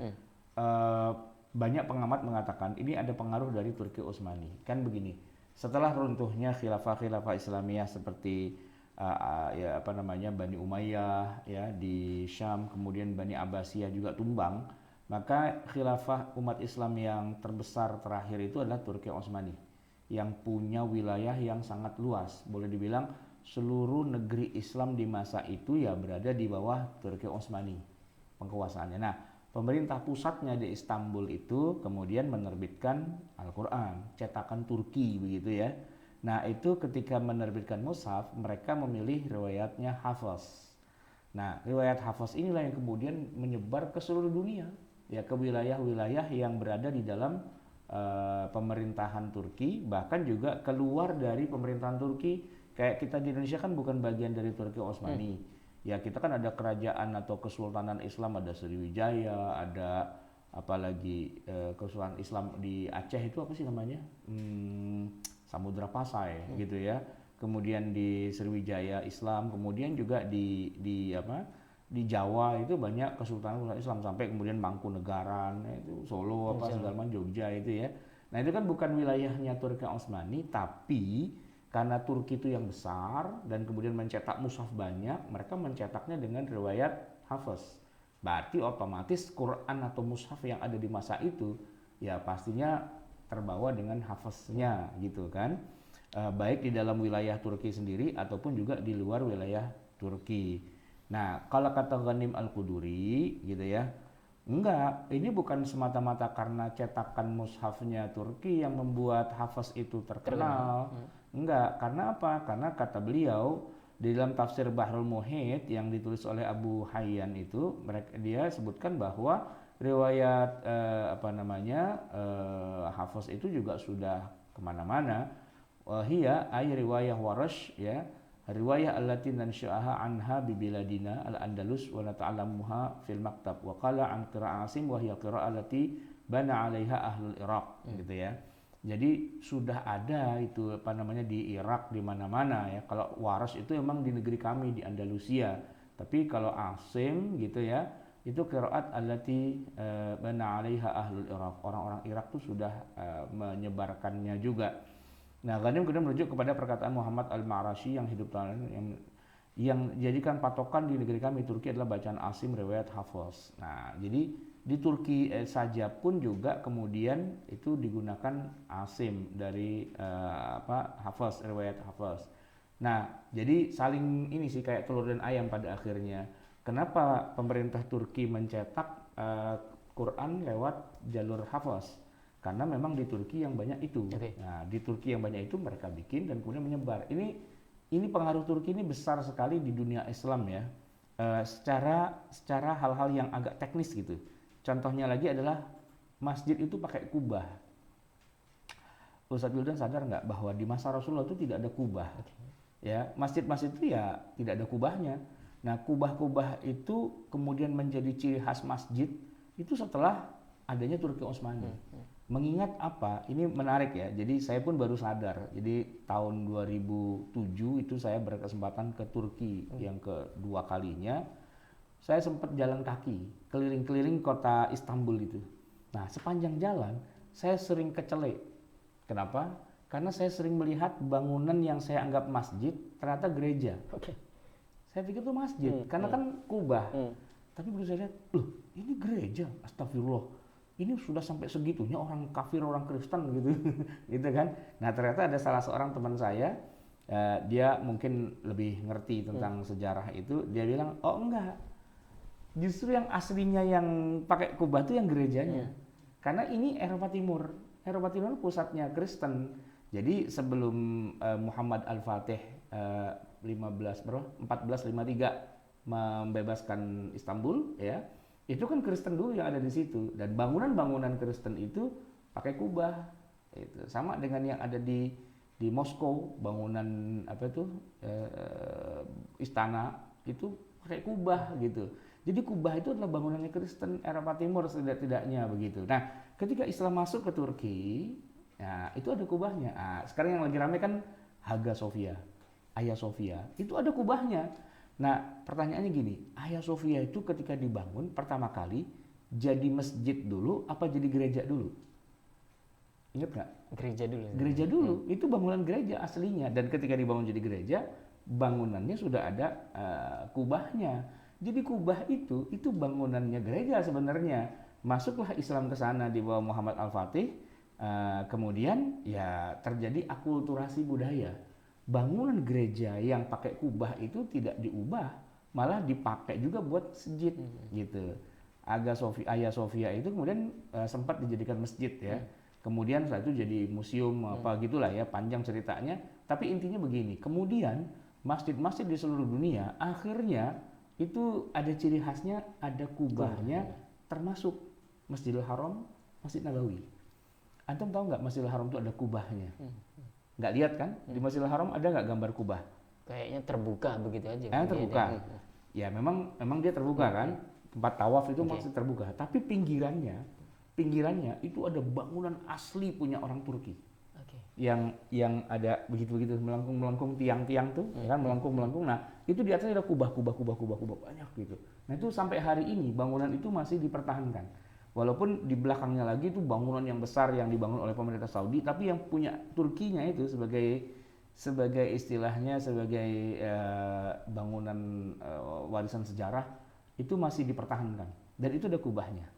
Kemudian Masjid Nabawi di Madinah itu di atasnya makam Rasulullah itu ada kubah yang sampai hari ini nggak mau dirubah itu, Al-Qubbatul Khadra, kubah yang berwarna hijau.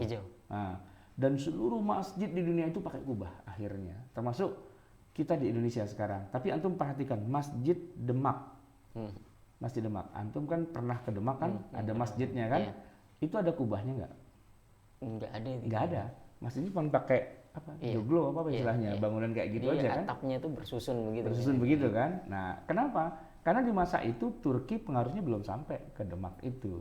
Nah, ketika udah modern, barulah kemudian di mana-mana kubah, bahkan bukan cuma kubah yang di copy paste.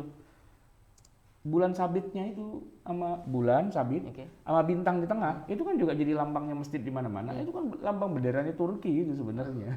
Lambang bendera Turki, bulan sabit dengan bintang. Nah, di Indonesia menjadi lambang partai itu, Partai Masyumi. Kemudian di zaman modern sekarang itu ada Partai Bulan Bintang namanya, PBB. Partai Bulan Bintang atau Bintang Bulan, ya. Pokoknya itu jadi seolah-olah itu menjadi lambangnya umat Islam sedunia. Red Cross apa sih apa namanya, palang merah ya. Itu lambangnya orang Kristen. Kalau yang Islam kan bukan Red Cross gitu, bukan palang merah tapi bulan salib merah. Gitu. Kristen, Red Crescent ya, istilahnya begitu. Nah, itu terbawa dari Turki. Nah, termasuk juga Turki itu membawa apa?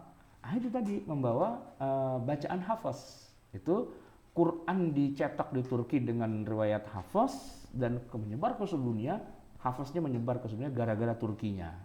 Begitu. Itu faktor yang pertama. Oke, yang kedua ada faktor alamiah. Seperti Pak Asin Sakho menuliskan dalam bukunya bahwa ada juga faktor alamiah, itu riwayat tersebut mengalir dan menyebar dengan sendirinya, sebagaimana juga mazhab-mazhab fikih menyebar. Gitu. Jadi itu sesuai dengan mazhab fikih gitu ya. Nah, beliau menceritakan bahwa di Afrika Utara itu kenapa mereka pakai kolon waras dan sebagainya, karena sumbernya dari Nafi'-nya itu orang Madinah kayak Imam Malik gitu ya, nyebar. Nah, jadi itu salah satunya. Kemudian juga kata Pak Asin lebih susah kalau kolon waras dan sebagainya, dan kalau yang namanya hafaz itu lebih mudah. Jadi secara alamiah itu ya orang lebih memilih yang gampang daripada yang susah gitu kan. Mau baca yang 6 harokat, nah kan kacau itu urusannya kan. Wajah amin aqsal, ini baca yang mudah saja. Faqra'u ma tayassara minal Qur'an gitu ya. Nah, itu faktor yang kedua. Yang ketiga faktor politis. Jika dilihat di awal kemunculan bacaan Asim itu di Kufah atau Irak secara politis, negeri Kufah itu adalah negerinya pengikut Ali, yaitu Syiah. Bacaan Hafaz juga bermuara ke sahabat Ali. Kemudian negeri Baghdad di mana Hafaz pernah mengajar di sini adalah ibu kota negara pada masa itu, pusat kegiatan ilmiah, sehingga penyebarannya relatif lebih mudah. Jika kemudian Hafaz bermukim di Mekah, kiblat kaum muslimin yang banyak dihuni mukminin dari berbagai penjuru dunia dan mengajar di dunia, bisa dibayangkan pengaruh bacaannya juga. Jadi faktor politis juga ya, kemana dia ada dan kemudian dikuasai menjadi mayoritas lah bacaan itu di suatu negeri dan kemudian menyebar kemana-mana. Nomor 4, hubungan qiraat dengan mazhab fikih. Ini tadi sudah kita sebutkan ya. Jadi kalau penyebarannya Asim itu ke seluruh dunia ya, sedangkan pelajaran kolun dan waras itu hanya ke daerah Afrika Utara karena sesuai dengan mazhab fikihnya masing-masing gitu ya. Nah, nomor 5 nih, masa mengajarnya lebih lama. Hafaz sampai akhir hayatnya masih setia sebagai guru besar imam qiraat dibandingkan dengan Syu'bah yang 7 tahun sebelumnya udah ganti channel gitu ya. Kemudian kualitas pribadi Hafaz yang memang luar biasa ya, beliau memang sangat begawan lah dalam ilmu itu, dalam ilmu qiraat dan sebagainya. Dan yang nomor 7, faktor percetakan mushaf tadi sudah disebutkan. Dan kemudian yang nomor 8, peran qari, guru, imam sholat dan media, karena medianya nih selalu membawa qiraat Hafaz terus gitu ya. Di tempat sholat, di tempat pengajian, guru-guru semua hafaz. Jadi semua orang ke bawah hafaz. Dan yang terakhir kata Dr. Aksin itu masalah keberkahan. Nah, nomor 9. Jadi memang berkah luar biasa ya, seorang guru qiraat kemudian ilmunya dipakai orang di seluruh dunia. Dan begini Ustaz Wildan, Quran itu kan istilahnya manhajul hayah ya kan, Quran itu adalah jiwa kita. Setiap orang di dunia ini membaca Quran. Bayangkan bagaimana pahalanya seorang hafiz ketika seluruh orang di dunia baca Quran dengan riwayat yang beliau riwayatkan. Itu luar biasa kan gitu ya. Kalau kita bilang Imam Bukhari jasanya besar banget, kenapa? Karena sudah mengumpulkan hadis sahih, oke. Imam Syafi'i jasanya besar banget karena sudah mendirikan mazhab fikih yang besar. Tapi Imam Asim, wah, lebih hebat lagi. Kenapa? Seluruh orang di dunia itu kalau baca Quran pakai riwayatnya dia. Wah, itu nanti kalau di akhirat di surga itu ya. Asim tinggi banget tempatnya, dapat dari mana pahalanya? Oh, ternyata setiap semua orang di dunia baca Quran pasti bacaannya lewat jalurnya Asim. Wah, itu luar biasa.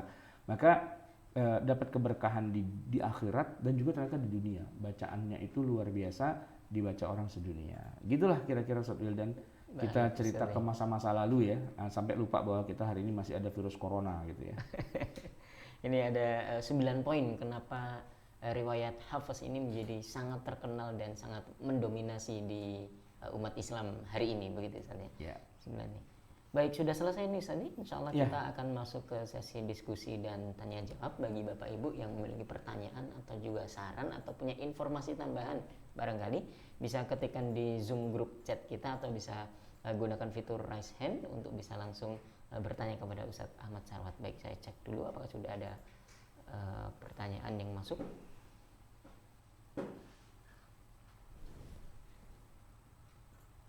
Baik Ustadz, ini pertanyaan pertama dari Pak Imra Ilyas, Ustadz. Ya, Pak Imra. Apakah qiraat ini adalah suatu yang sudah baku, tidak bisa berkembang lagi seperti tafsir begitu Ustadz? Oh, enggak.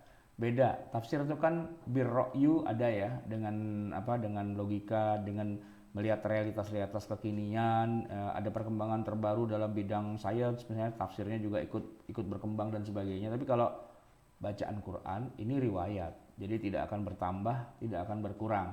Kalaupun orang nambah pengetahuannya, bukan berarti riwayatnya itu bertambah gitu, enggak. Tapi dianya aja baru tahu gini hari gitu kan. Sementara riwayat itu sudah ada jauh sejak zaman Nabi SAW. Dia terbungkus ya, dia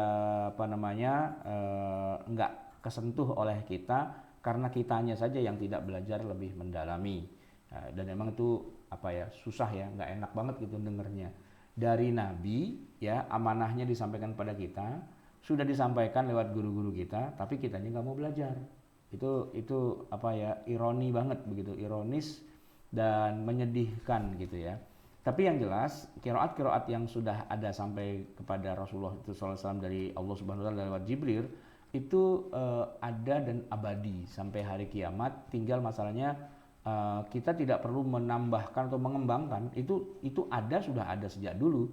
Cuman ya masalahnya bagaimana mentransmisikan kepada kita ini gitu ya, karena kemampuan kita yang terbatas. Kan diantara kita yang menghafal atau menguasai qiraah sab'ah kan cuma 1-2 orang saja ya. Dari sekarang umat Islam ada 1,6 miliar di dunia, itu yang menguasai qiraah sab'ah paling cuman berapa gelintir orang saja begitu. Nah, tidaklah kita perlu mengembangkan qiraah. Maksudnya mengembangkan di sini qiraah yang sudah ada ditambah-tambahin, dibikin-bikin itu bukan. Tapi mengembangkan di sini mengembangkan pengajarannya, maksudnya menyebarkan apa yang sudah ada itu kepada seluruh umat Islam. Nah, itu yang jadi tantangannya itu. Bukan mengembangkan berarti qiraah yang ada dimodif lagi gitu bukan, tapi bagaimana qiraat yang sudah ada itu ditransmisikan lebih banyak kepada generasi berikutnya umat Islam. Oke. Baik, itu dari Pak Imra Ilyas. Yang kedua dari Pak Yudis, Ustaz.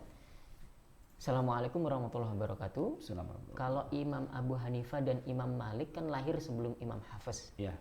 Berarti Imam Abu Hanifah dan Imam Malik itu saat membaca Quran menggunakan riwayat siapa, Ustaz? Baik. Nah, ini pertanyaan yang luar biasa ya. Tapi sempat juga saya masih ingat nih, ini dijawab oleh Dr. Mukhlis Hanafi waktu kita lagi ngadakan acara haul orang tua saya. Jadi kalau nggak salah yang nanya Ustadz Hanif Lutfi, gitu. Saya waktu itu jadi hostnya. Jadi dokter kemudian menjawab begini, oh mereka itu hidupnya sezaman, sehingga di zamannya Imam Syafi'i misalnya, atau karena tadi Imam Malik atau Imam Abu Hanifah, mereka tentu saja tidak pakai riwayat Hafiz, tidak pakai riwayat Qalun atau Kisai, Al-Bazzi, Ad-Duri, As-Susi dan sebagainya, enggak. Kenapa? Karena di masa itu belum terbentuk ya, atau belum dikenal dengan istilah al-qiraatus saba'. Istilah qiraatus saba' dengan 7 imam itu baru dirumuskan oleh Ibnu Mujahid. Tahunnya tahun berapa? 324. Jadi baru sejak ada Ibnu Mujahid menulis buku itulah orang mengenal al-qiraatus saba', gitu kan? 7 qiraat. Nah, ke sini gitu. Nah, sebelum itu ya tentu tidak menggunakan qiraat 7 itu, tapi bukan berarti qiraatnya tidak ada. Gitu. Bukan berarti qiraatnya ada, cuman belum terumuskan sesuai dengan nama-nama para imamnya itu. Ini kalau pertanyaan ini boleh saya kasih semacam pertanyaan pembanding begini. Kan kita pakai hadis Sahih Bukhari, gitu kan. Nah, Bukhari kan wafatnya 256, ya. Nah, pertanyaannya, kalau Imam Syafi'i itu pakai hadis riwayat Bukhari apa enggak? Gitu. Nah, enggak lah pastinya. Kenapa? Ya kan Bukharinya baru lahir, masih kecil gitu. Masa Imam Syafi'i ketika mau meriwayatkan hadis, taruh saya mau cari Bukhari lagi main gundu. Gitu. Bukhari sini, gue mau nanya nih kenapa ini hadis sahih apa enggak? Kata Bukhari, ya mana kita orang lagi main gundu gitu kan masih kecil gitu, masa nanyanya sama Bukhari. Nah, pertanyaannya sekarang begini, apakah ada hadis sahih sebelum Bukhari? Ya ada gitu. Nah, kita aja yang sekarang ini menganggap kalau bukan Bukhari nggak sahih gitu kan. Nah, begitu juga apakah ada riwayat bacaan Al-Quran sampai kepada Rasulullah sebelum adanya Ibnu Mujahid merumuskan 7 imam? Ya ada, bahkan bukan cuma 7, ya banyak gitu. Nah, cuma tidak terumuskan sebagai itu adalah imam siapa karena mereka hidupnya bersamaan begitu ya.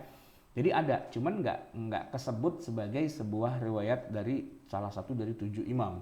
Itu baru ada disebut seperti itu setelah Ibnu Mujahid menuliskan kitabnya Al-Qiraatus Saba' itu ya. As-Sab'ah fil Qiraat. Nah, itu nama bukunya begitu. Baru kemudian dirumuskan, oh ini riwayatnya si fulan, ini riwayatnya si fulan gitu. Nah, kalau yang ada di tengah riwayat itu dia juga punya jalur sampai kepada Rasulullah. Cuman kita nggak menyebut nih riwayatnya Bukhari, riwayatnya Muslim gitu, enggak. Ya, masa Imam Syafi'i mengatakan, "Ya, hukumnya wajib karena hadisnya sahih," kata Imam Muslim. Ya enggak lah. Imam Muslim belum lahir zaman segitu. Nah, terus apakah kita nggak percaya sama Syafi'i? Berarti kalau Anda tidak bisa menyebutkan sanadnya, berarti Anda itu ngarang sendiri. Ya enggak juga. Sanad-sanad yang kita sebut kan sanad yang udah yang tahun berikutnya itu baru kita nyebut sanadnya. Nah, kalau yang ini ya dia punya jalurnya. Ya Imam Syafi'i punya jalur, dia punya guru Waqi' misalnya, dia punya guru Imam Malik misalnya, dia punya banyak kan gurunya. Itu sanad-sanadnya ke sana. Nah, kira-kira seperti itu. Baik, Ustaz. Pertanyaan selanjutnya, ini bagus-bagus pertanyaannya Ustaz. Dari Pak Hairudin, Ustaz, apa hubungannya qiraat dengan rasam? Besok kita akan bahas itu. Iya, besok kita akan bahas. Besok bukan Sabtu ya? Iya. Hari Senin. Pertemuan berikutnya maksudnya. Berikutnya kita akan membahas ilmu rasam ya. Ilmu rasam, jadi qiraat itulah yang kemudian akhirnya mempengaruhi adanya rasam. Jadi rasam Utsmani yang kita kenal itu asal muasalnya itu gara-garanya adalah qiraat yang berbeda. Peristiwanya terjadi di Azerbaijan, di Armenia, antara dua pasukan muslim dari Kufah, dari Syam. Kufah ini muridnya siapa? Kufah muridnya Ibnu Mas'ud. Syam Abu Darda, ya kan? Itu punya riwayat yang berbeda, kemudian ketemulah dua pasukan itu perang gara-gara beda bacaan. Padahal dua-duanya riwayat yang mutawatir dari Rasulullah. Maka oleh khalifah diambil alih. Ya sudah, kalian itu benar dan kalian itu benar. Saya kasih rekomendasi kebenarannya berupa mushaf. Nah, mushafnya itu kemudian dibikin. Ini mushaf standar dari Khalifah Utsman bin Affan. Untuk kalian wahai penduduk Kufah, ini mushafnya. Untuk kalian wahai penduduk Syam, ini mushafnya. Gitu kan?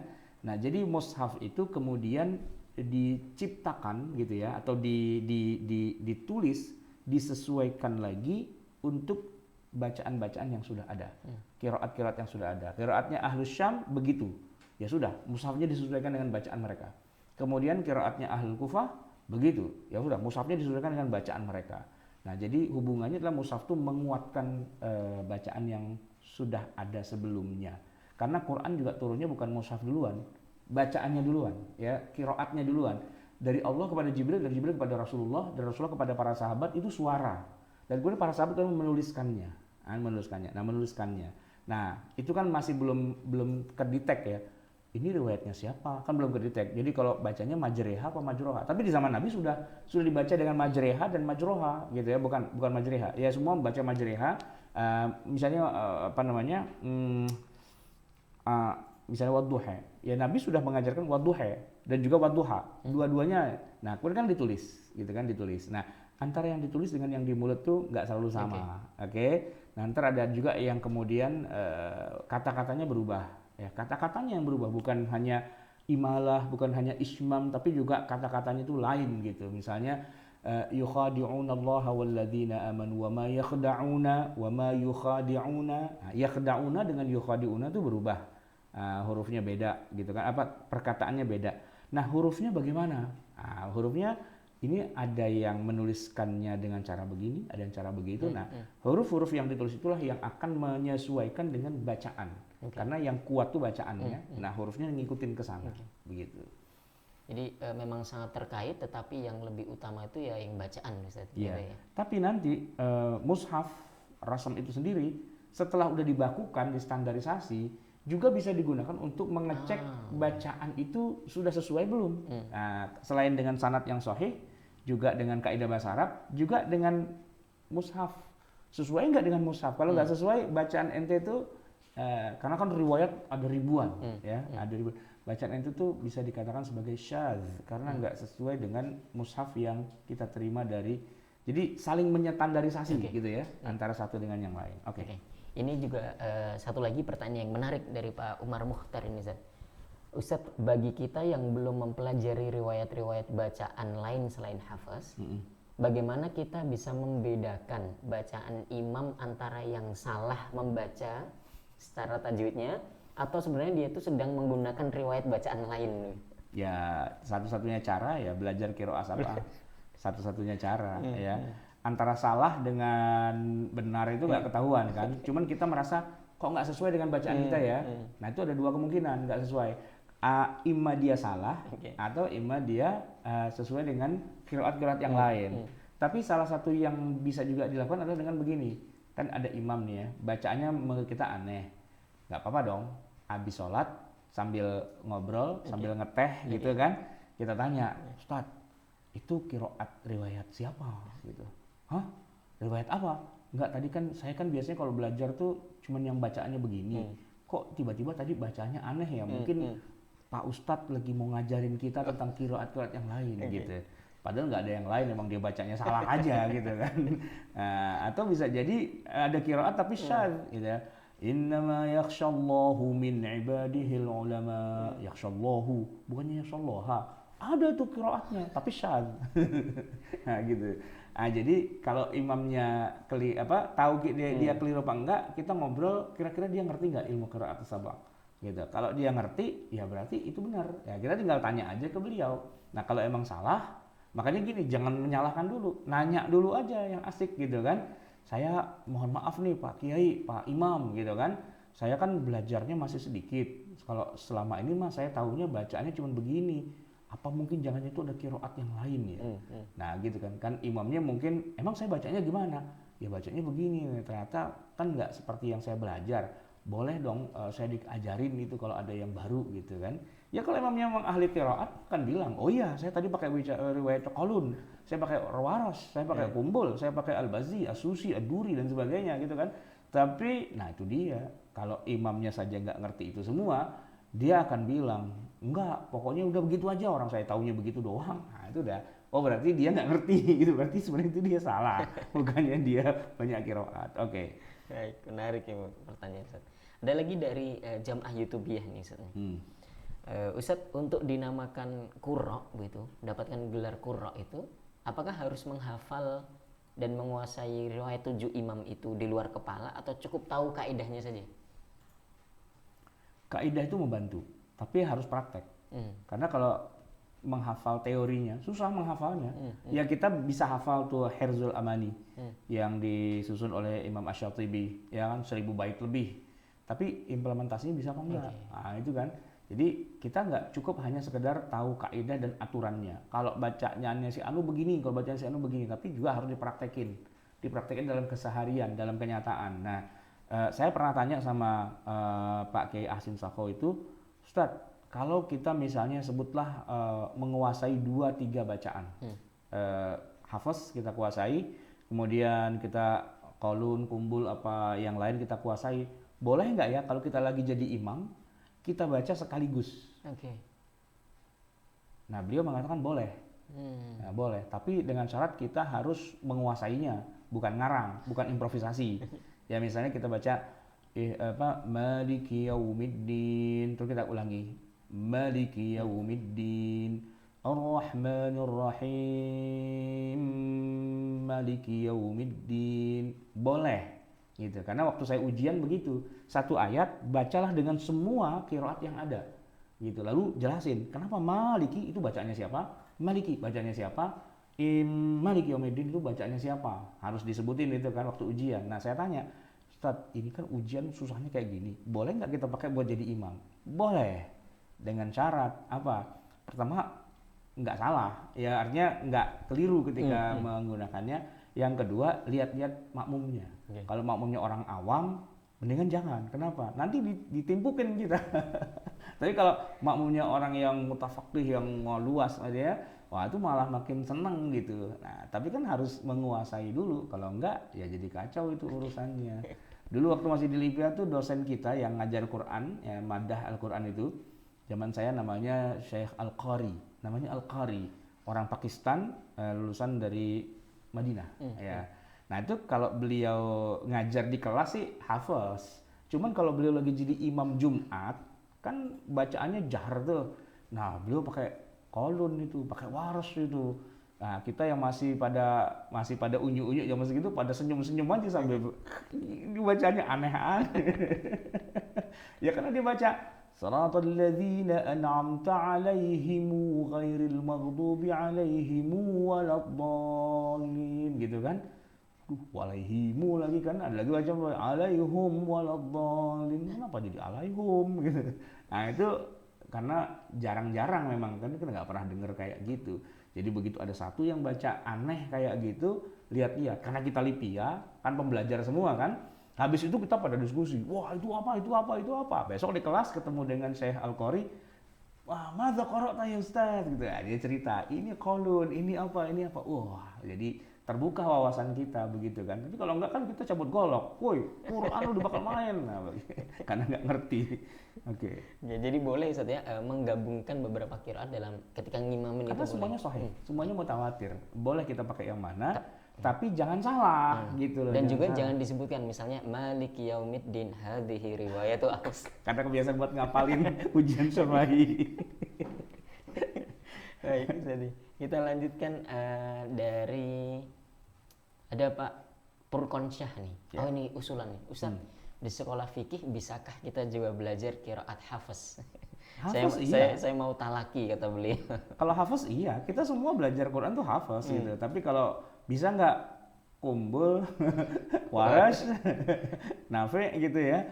Nah kita harus mendatangkan ya, orang yang ahli lah begitu, yang benar-benar sudah dapat ijazah. Kalau saya mah demi kepentingan lulus kuliah aja, lebih kepentingan SKS gitu kan. Dan yang diujikan nggak seberapa, cuman beberapa ayat gitu kan. Al-Fatihah, Al-Baqarah beberapa ayat saja begitu, nggak seluruhnya. Ya pokoknya pernah belajar lah walaupun cuman seuprit gitu kata Dr. Ahsin. Ya daripada nggak sama sekali minimal ada lah. Nah kalau mau datang aja ke rumah kata beliau. Di sana di Arya Winangun di Cirebon sana atau di Pamulang, rumahnya ada di Pamulang. Yang saya kenal kan Pak Ahsin, Pak Ahmad Fatoni, tapi sebenarnya bukan cuma dua ya. Di mana-mana di seluruh Indonesia banyak juga, di Kudus, Kiai Arwani, di Kerapia, di mana itu banyak juga pusat-pusat pengajaran ilmu qiraatus saba' gitu ya. Bagus tuh kalau anak-anak kita yang sudah pada hafal Quran, kan sekarang lagi ngetren ya. Hafal Quran, hafiz gitu. Nah, tren berikutnya qiraatus saba'. Muncul di TV gitu kan ada program hafiz. Iya. Nah program lagi qiraatus saba'. Nah, coba baca ayat ini dengan kolun, baca dengan kumbul, baca dengan waras, baca dengan apa? Wah makin seru gitu. Ya kan, tinggal kita susah nih nyari jurinya siapa yang ngerti kayak gini. Nah, tapi kalau memang itu dibuat, wah itu luar biasa. Berarti kita punya punya peran serta dalam menghidupkan kembali ulumul Quran yang sudah hilang. Quran hampir punah. Nah, sekarang kita hidupkan kembali qiraat-qiraat itu. Ya, itu kan mutawatir loh, itu dari Rasulullah gitu. Ya, mestinya kita kayak Syekh bin Baz lah gitu. Walaupun nggak menguasai, tapi ikut berkontribusi bikin Jamiah Islamiyah Madinah. Ayo bikin. Nah, kita walaupun nggak menguasai, ayolah bikin acara di TV gitu. Mestinya tuh ustadz-ustadz yang core bisnisnya ke Quran tuh kayak siapa namanya, Ali Jabir gitu, kemudian siapa lagi,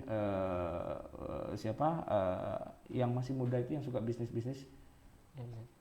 Ustadz itu loh, siapa namanya, kok saya lupa namanya, banyak lah pokoknya yang dikit-dikit Quran gitu kan. Nah coba deh Al-Qiraatus Sab'nya itu diangkat gitu, jadi bukan cuman tahfiz. Ustadz Yusuf Mansur. Yusuf Mansur, kok susah banget nyebut nama Yusuf Mansurnya. Beliau kan Quran gitu kan.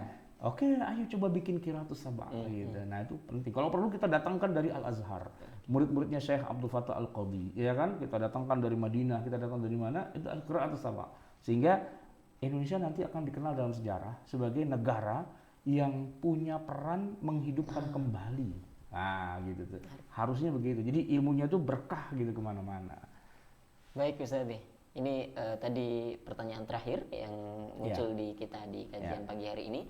Semakin panas nampaknya, tapi memang harus juga kita akhiri karena keterbatasan dengan waktu. Bapak Ibu yang dirahmati oleh Allah Subhanahu wa taala, terima kasih sudah mengikuti kajian Sekolah Fikih Live kita di pagi hari ini tentang qiraat hafz dari Asim. Insyaallah kita bertemu lagi di pertemuan yang akan datang hari Senin pagi. Insyaallah Ustaz ya. Kita akan membahas tentang ilmu rasam. Ya. Jadi ilmu qiraat lalu menjadi ilmu rasam, bagaimana menulisnya. Baik. Begitu Bapak Ibu yang dirahmati oleh Allah Subhanahu wa taala, mari sama-sama kita tutup kajian kita pagi hari ini dengan membaca doa kafaratul majlis. Subhanakallahumma wa bihamdika asyhadu an la ilaha illa anta astaghfiruka wa atubu ilaik. Saya Wildan Jauhari mewakili Ustadz Ahmad Sarwat dan tim yang bertugas pada pagi hari ini mohon undur diri. Sampai jumpa di episode berikutnya. Kita belum baca doanya. Sekaligus nanti akan ditutup dengan Ustadz Ahmad Sarwat dan berdoa bersama. Tafadhol Ustadz. Ya, bismillahirrahmanirrahim. Alhamdulillah rabbil alamin hamdan yuwafi ni'amahu wa yukafi'u mazidah ya rabbana lakal hamdu wa lakal syukru kama yanbaghi li jalali wajhika wal 'azimi sultanik. Allahumma shalli wa sallim wa barik ala sayyidina Muhammadin wa ala ali sayyidina Muhammad. Rabbana anfa'na bima 'allamtana rabbi 'allimna alladhi yanfa'una rabbi faqihna wa faqih ahlana wa qarabatin lana fi dinina ma ahli al-kutri untha wa dhakar.